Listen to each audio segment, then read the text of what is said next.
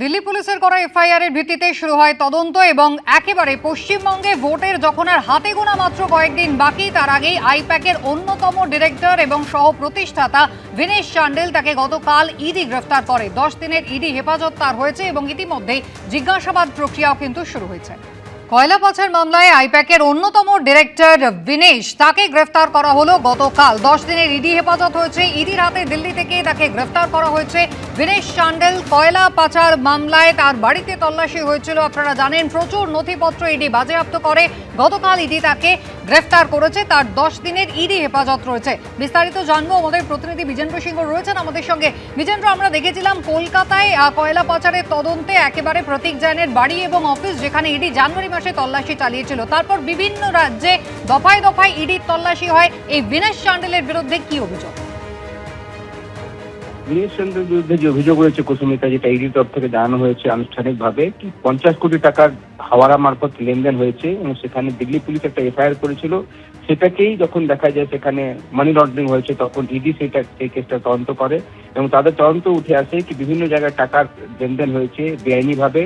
হাওয়ালা মারফতে টাকাগুলো বিভিন্ন জায়গায় ট্রান্সফার করা হয়েছে এবং এখন অব্দি 50 কোটি টাকা ডিটেক্ট করেছে এনফোর্সমেন্ট ডিরেক্টরেট, যেটা ভিনেশ চান্ডেল যেটাতে ইনভলভ রয়েছে। টাকাগুলো আইপ্যাক কনসাল্টিং ফার্ম রয়েছে, তাদের থ্রু মানি লন্ডারিং করা হয়েছে বিভিন্ন জায়গায়।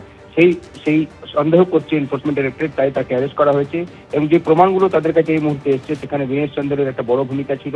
গত 2রা এপ্রিল যখন বিভিন্ন জায়গায় রেড করেছিল এনফোর্সমেন্ট ডিরেক্টরেট, সেখানে ভিনেশ চান্ডেলেরও কয়েকটা ঠিকানা ছিল যেখানে রেড করেছিল এনফোর্সমেন্ট ডিরেক্টরেট এবং ইডি জানাচ্ছে কি দিল্লি পুলিশের একটা এফআইআর রয়েছে, সেটাকেই তারা তদন্ত করছেন এবং সেক্ষেত্রেই দেখা যায় তার ভূমিকা একটা রয়েছে। 3 জন এখন এই মুহূর্তে ডিরেক্টর রয়েছেন আইপ্যাকের কুসুমিতা, তার মধ্যে একজন ভিনেশ চান্ডেল, বাকি 2 জন প্রতীক জৈন এবং ঋষি রাজ সিং, তারা ইতিমধ্যে দিল্লি হাইকোর্টে দ্বারস্থ হয়েছেন। গতকাল দিল্লি হাইকোর্টে তাদের হিয়ারিংও হয়েছে। হিয়ারিং এর নেক্সট ডেট রয়েছে 17 এপ্রিল এবং তবে দিল্লি হাইকোর্টের কাছে তারা অনুরোধ করেছিলেন যে তারা যেহেতু ইলেকশন কাজে এখন ব্যস্ত রয়েছেন, তাদেরকে 30 তারিখের পর এনফোর্সমেন্ট ডিরেক্টরেট ডাকুক, তারা সহযোগিতা করবেন।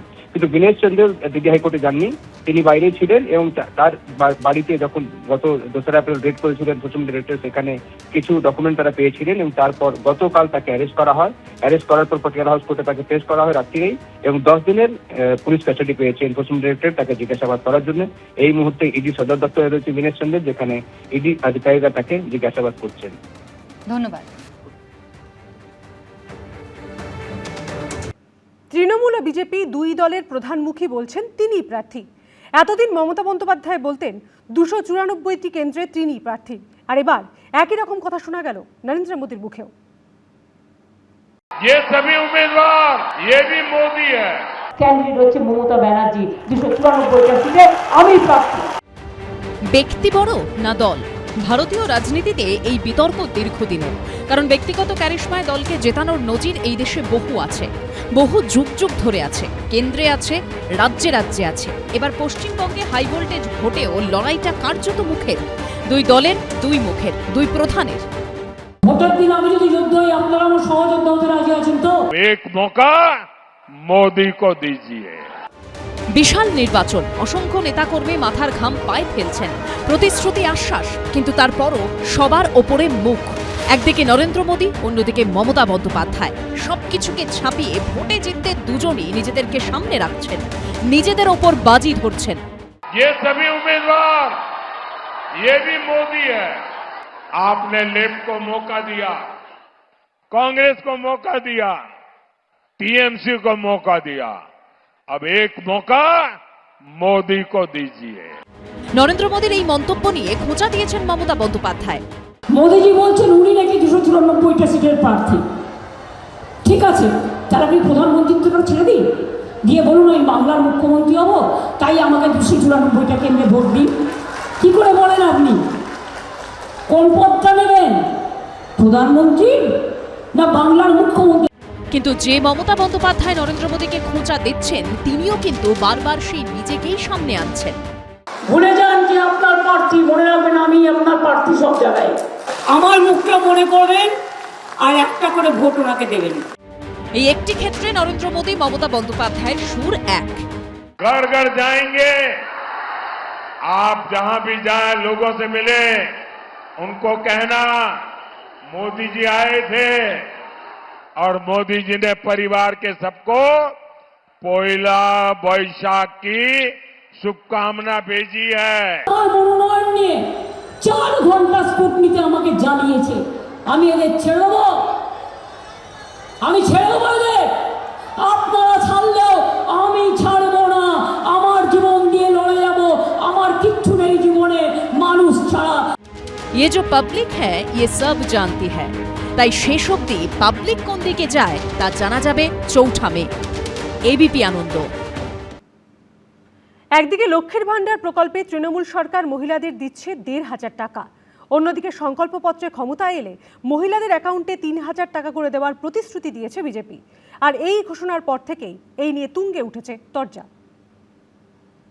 दीदी लोग, आप लोगों के बैंक अकाउंट में हर पहली तारीख को 3,000 रुपया आ जाएगा। 3,000 দেবে, বলুন 1,000 দিয়েছো? दीदी, आपका भाईपो जो करप्शन करता है हम बंद करेंगे।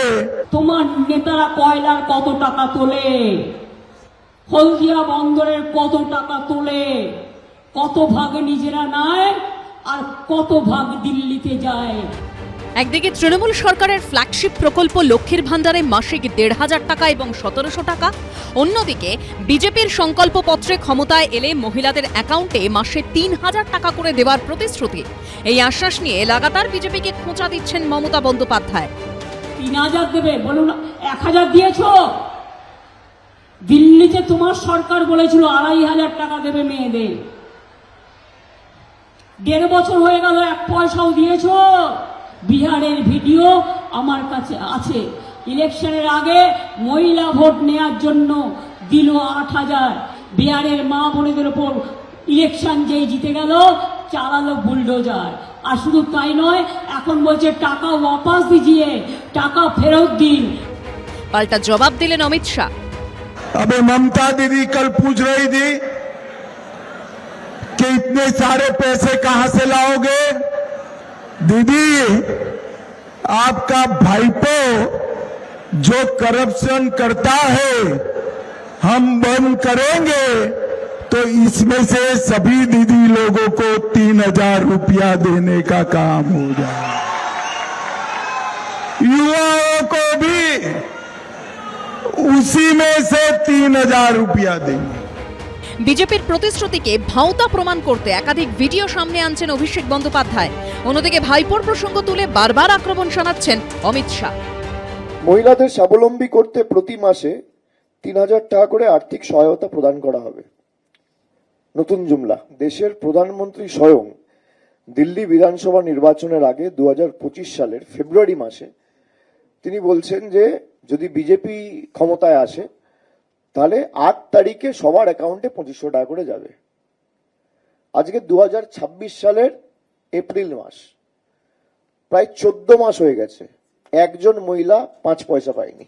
भतीजे को बताकर जाता हूं, तेरे भ्रष्टाचारियों को आगाह कर देना, भारतीय जनता पार्टी जितना भ्रष्टाचार किया है वो सभी को जेल की सलाखों के पीछे डालने का काम करेगा।